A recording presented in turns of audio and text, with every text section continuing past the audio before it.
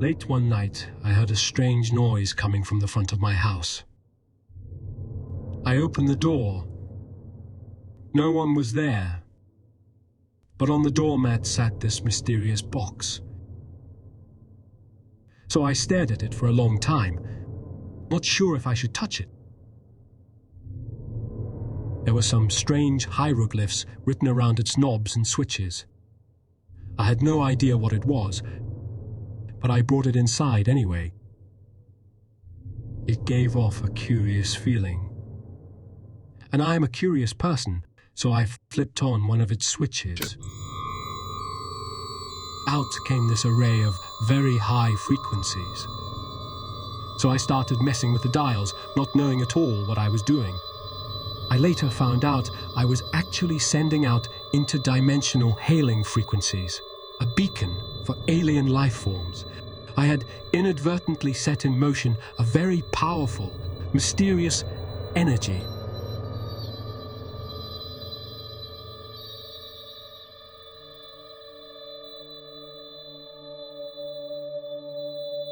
But then I started to hear new tones fill the room, an answer to the ones I was transmitting.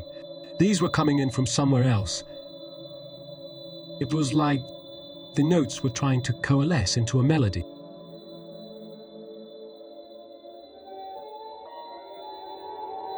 There it is, that.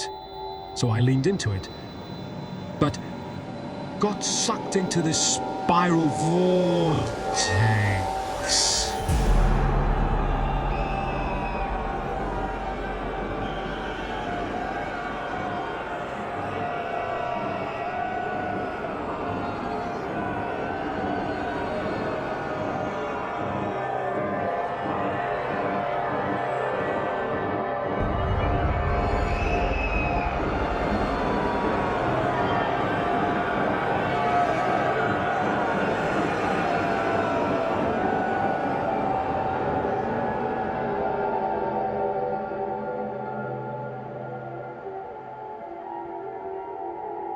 When I came through, there was that melody again.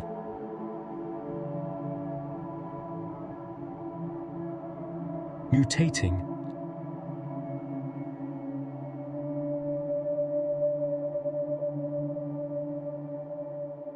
I saw that I was on this sandy plain where the sand was kind of like water. It was liquid, but you could walk on it. And it was slowly drifting, carrying me like a slow-motion conveyor belt. I saw this rock formation off in the distance. Some of them had faces, like beings that had suddenly been frozen in place.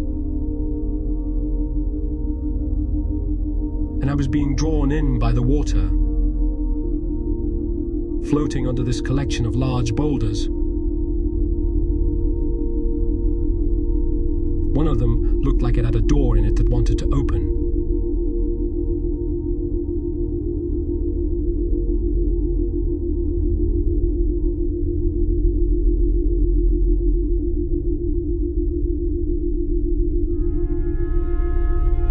And then it did,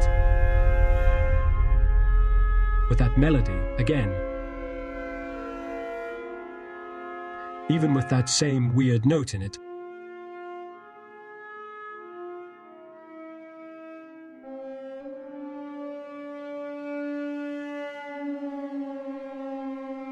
I was being invited in.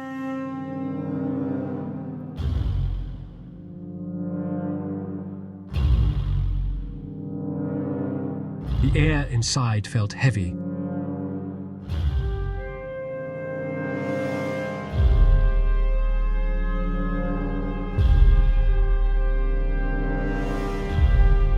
I drifted into a large room the size of a cathedral.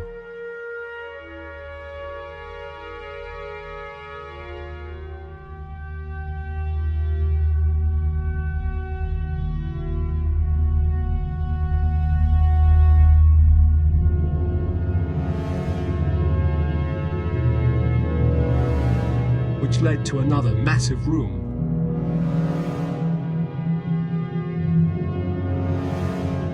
I could feel the presence of something.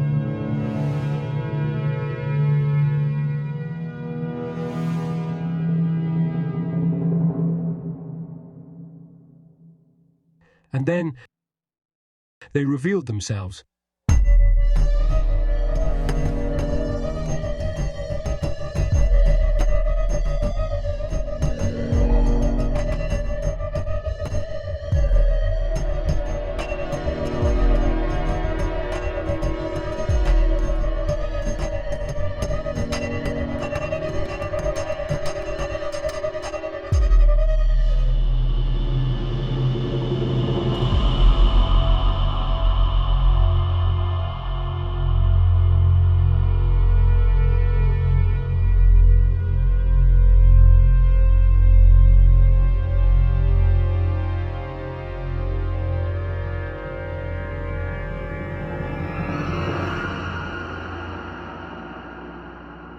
Then one of them came forward. They all spoke in musical phrases only, sometimes finishing each other's sentences. Their language had no nouns or adjectives, just musical utterances, effective shapes that speak directly to the heart. It was more like singing than talking, and their bodies would actually morph into musical instruments, depending on what they needed to express, such that they actually became that of which they spoke.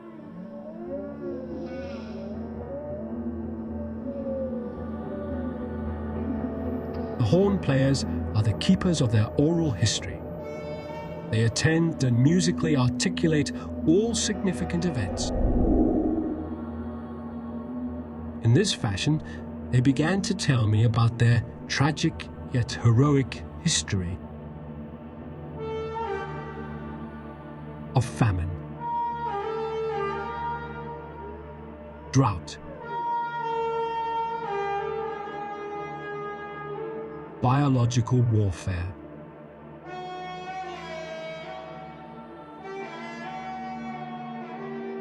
families torn apart,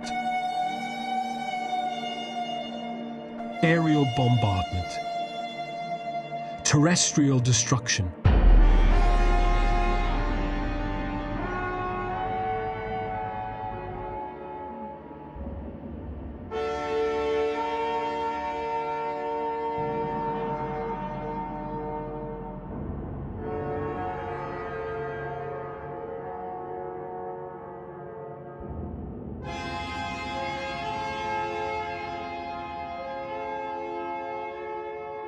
faith,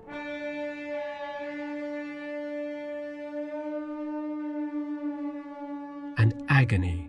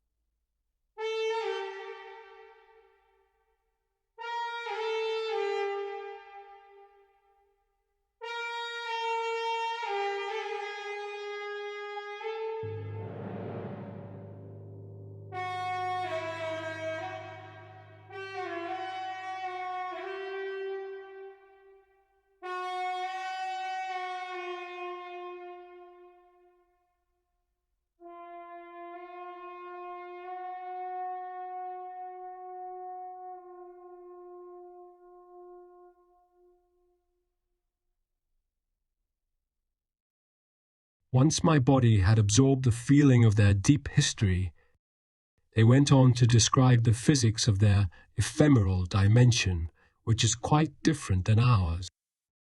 You see, they don't actually believe in space and time.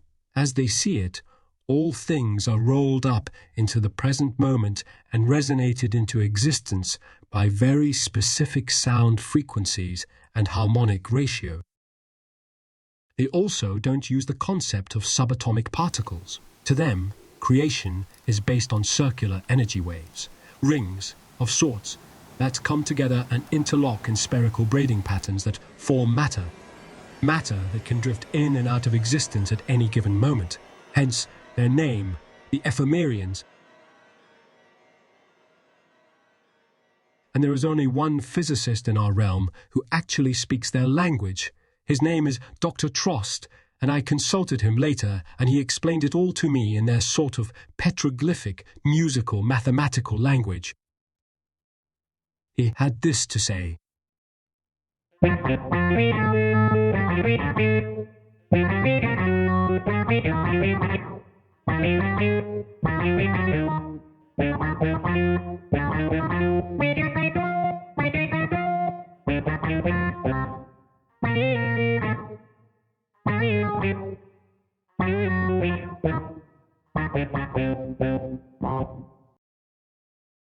It still didn't make any sense to me until they played a piece of their music with 8 entangled melodic lines.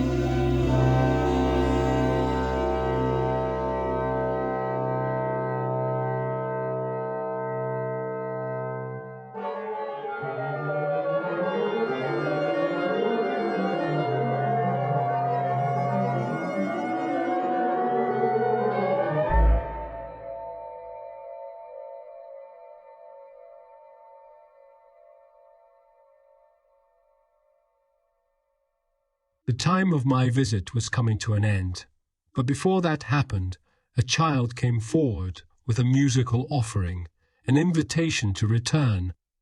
He told me that the melody I had been hearing was created in the air by itself the moment I arrived, and would forever forth be my sonic signature, my new name in their world.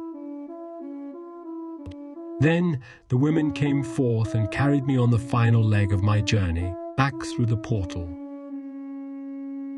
Gradually, the entire extended tribe, beings of all sizes, colors, and hairstyles, all came out to dance in the celebration as we moved toward the mountains.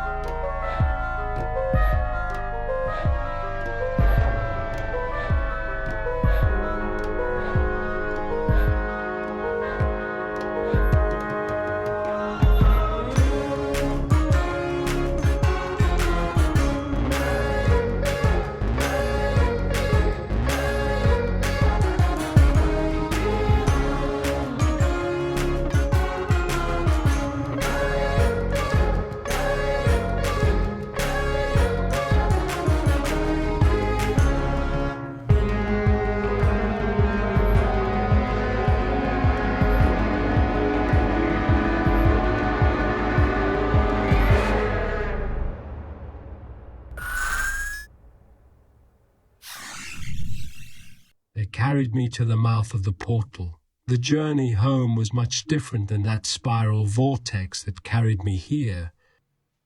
This time, some of them actually went in ahead of me into a sort of musical birth canal of ideas and instruments yet to be born.